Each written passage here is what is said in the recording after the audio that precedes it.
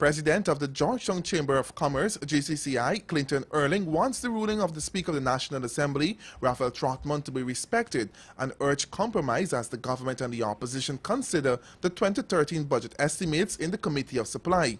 In an interview with Capital News, Erling said the chamber recognizes that the political leaders are treading in new waters and even breaking new ground, and that is why they should engage each other so that some common approach can be found on the budget 2013. He in the end sets the procedures for the House, and he interprets the Constitution for the legislature. Until a judicial challenge is brought, or in the case a judicial challenge is brought against such ruling to the judiciary, and then it's left up to the final ruling to the judiciary to pronounce on that matter. Prior to yesterday's ruling, Erling was urging that the opposition allow the government's 2013 budget to pass. He said this position was in the interest of developing the country. He said while the opposition demands are legitimate and involve issues such as accountability and transparency, there needs to be more cooperation between the executive and the legislature in the request and provision of information.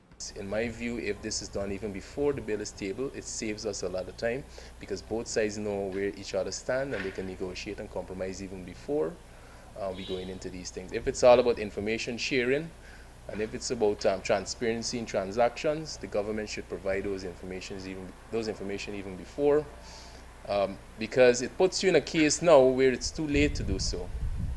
It puts the government in a position where it's too late for the opposition to get a chance to examine records of transparency, examine the performance of some of the agencies the monies were allocated to in the previous year. So if all that is done before, I think we could save a lot of valuable time going forward. Erling said while he applauded the tri-party approach during the budget preparations, this was too limited and locked out civil society.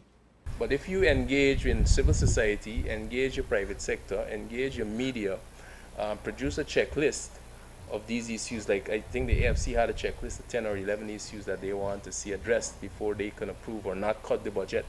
And those were legitimate issues. I would say engage civil society, engage all these other groups, create your checklist and hold the government accountable in the coming year to ensuring that all these initiatives are implemented or achieved.